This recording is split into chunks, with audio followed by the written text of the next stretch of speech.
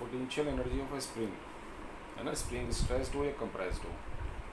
तो यहाँ थोड़ी सी बात आपको सिखाता हूँ मैं। ये तो स्प्रिंग की ओरिजिनल फॉर्म है, आप उसे स्ट्रेच कर दोगे या कंप्रेस करोगे तो होगा क्या, कुछ भी आप करोगे।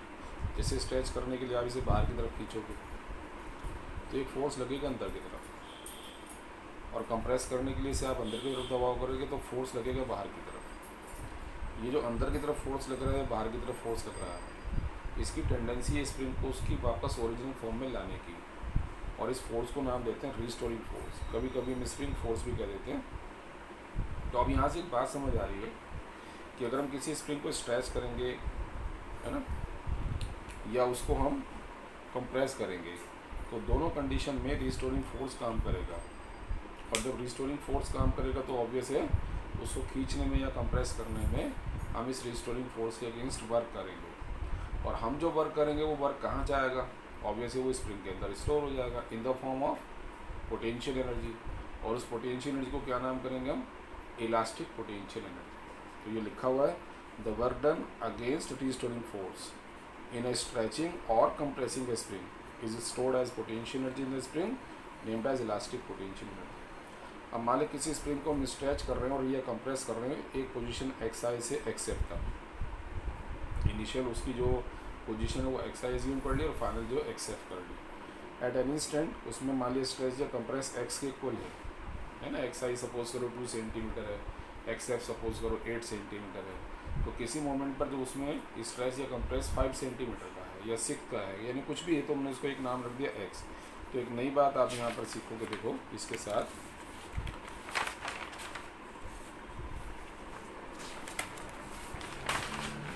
कि जो रिस्टोरिंग फोर्स होगा जिसके बारे में मैं भी जिक्र कर रहा था, वो जो F होगा वो डायरेक्टली प्रोपोर्शनल टू X होगा, और F is equal to -kx। इसमें जो K है इसको कहते हैं स्प्रिंग कॉन्स्टेंट,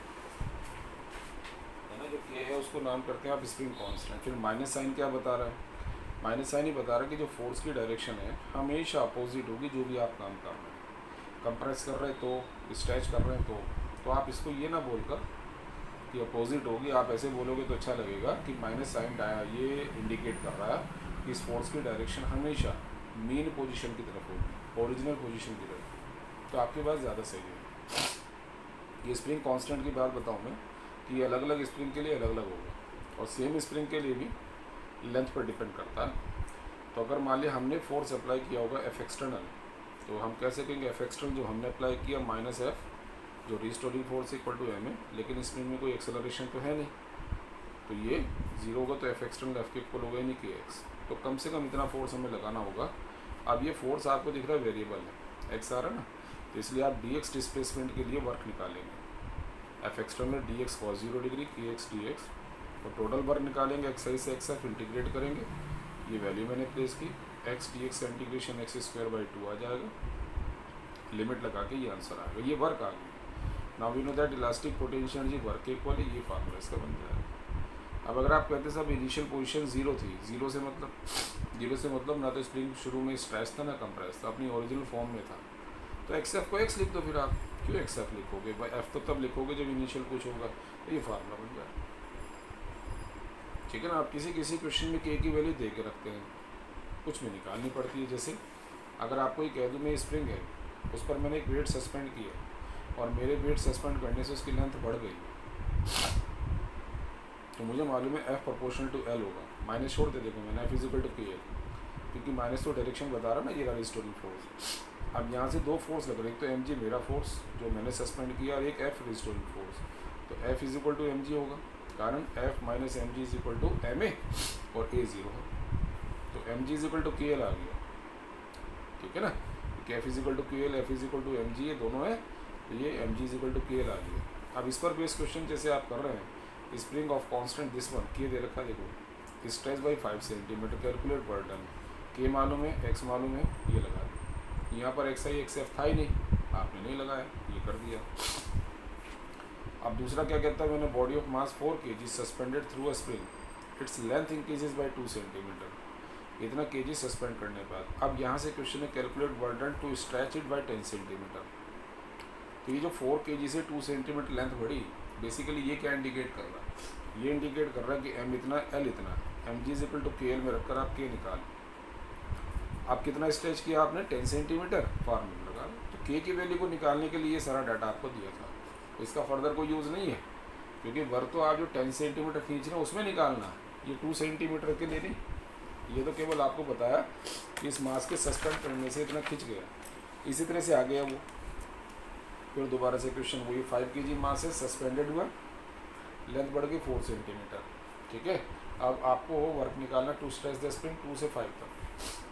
तो फिर वो एम जी इक्वल टू के एल में मास और एल की वैल्यू लगाकर के निकाल दिया, और डब्ल्यू जो निकालेंगे हाफ के X F square minus X I square करके सॉल्व कर दो। अब मुझे अगर ये कहा जाए कि ग्राफ ड्रॉ कीजिए between U and position of a spring,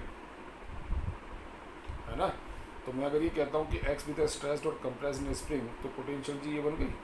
अब एक्स इज इक्वल टू 0 पर यू 0 आएगा, दिख रहा है, और X is equal to X M, X M का मतलब एक्सट्रीम पोजीशन, जितना ज़्यादा खींच सकते हैं आप उसे या दबा सकते हैं, जितना भी किया आपने तो एक्सएम बोल दिया। तो जब इस वैल्यू को रखूँगा तो ये आ जाएगा, क्योंकि प्लस माइनस का स्क्वायर करोगे ये आ जाएगा, ठीक है। तो दोनों केस में हम देख रहे हैं U proportional to X square है, और एक्स स्क्वायर के प्रोपोर्शनल देखोगे तो आप कहोगे ग्राफ पैराबोलिक है, ये बनाया देखो, ये मीन पोजीशन होगी 0 पर, एक्सट्रीम पोजीशन एक साइड, एक्सट्रीम पोजीशन दूसरी साइड, है ना। एक्सट्रीम पोजीशन पर एनर्जी मैक्सिमम है, मीन पर 0 है, ये बन के पैराबोलिक। एक छोटी सी बात यहाँ से सीखी, energy conservation during the oscillation of spring. जैसे स्प्रिंग है, ये प्लेट सस्पेंड किया, ये बांध दिया, आप इसे थोड़ा सा खींचो ऐसे, अगर वो ऐसे है इधर खींचिएगा और छोड़ो, तो ये ऐसे ऑक्सीलेट करने लगेगा।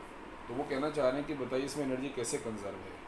तो बहुत सीधी सी बात है कि जब आप इस ब्लॉक को खींच रहे हैं तो आप रिस्टोरिंग फोर्स के अगेंस्ट वर्क कर रहे होंगे, वो वर्क इसमें स्टोर हो रहा होगा एज ए पोटेंशियल एनर्जी। तो इसका मतलब जब वो अपनी एक्सट्रीम पोजीशन पर है, उसे आपने खींचा हुआ है, तो उसके पास पोटेंशियल है। कितनी पोटेंशियल है पता आपको, ये हाफ के एक्स एम स्क्वायर। अगर मैं मान के चलूँ कि जो उसका मैक्सिमम कंप्रेशन या स्ट्रेस है वो एक्स एम है, इतनी तो होगा उसके अंदर वर्क कितना क्या होगा, ये एनर्जी स्टोर होगी। टोटल एनर्जी कितनी होगी वो भी इतनी होगी, क्योंकि काइनेटिक तो 0 है, सम करूँगा तो ये आ जाएगी। अब जब मैं इसे छोड़ूंगा और ये ऊपर की साइड जाने लगेगा, तो क्या होगा कि जो पोटेंशियल एनर्जी वो कम होनी शुरू होगी, कहाँ चली जाएगी, कन्वर्ट होना शुरू होगी काइनेटिक में। और जब वो अपनी मीन पोजीशन में आएगा, यानी जिस पोजीशन से आपने उसे खींचा था, तो उस समय सारी पोटेंशियल 0 कहाँ चली गई, काइनेटिक। और सम निकालूंगा मैं, तो पोटेंशियल 0 प्लस काइनेटिक उतनी जितनी पहले पोटेंशियल थी, सम फिर उतना ही आ जाएगा। अब जब वो अपनी मीन पोजीशन को क्रॉस करके आगे निकल जाएगा, यानी अगर वो इस तरह से है तो ऊपर निकल जाएगा, इस तरह से है तो वो इधर आ जाएगा। तो जब वो मीन पोजीशन से जैसे ही क्रॉस करेगा ना, तो रिस्टोरिंग फोर्स लगना शुरू हो जाएगा मीन पोजीशन की तरफ, उसकी स्पीड कम होगी, काइनेटिक एनर्जी कम होनी शुरू होगी, पोटेंशियल बढ़ने लगेगी, और जहाँ सारे काइनेटिक पोटेंशियल में बदल जाएगी वहाँ वो रुकेगा और वापस नीचे आने लगेगा। लेकिन आप क्या नोटिस कर रहे हो कि काइनेटिक पोटेंशियल में पोटेंशियल काइनेटिक में कन्वर्ट हो रही है, सम जब भी निकालोगे वो एक सही आएगा, कितना आएगा इतना ही आएगा।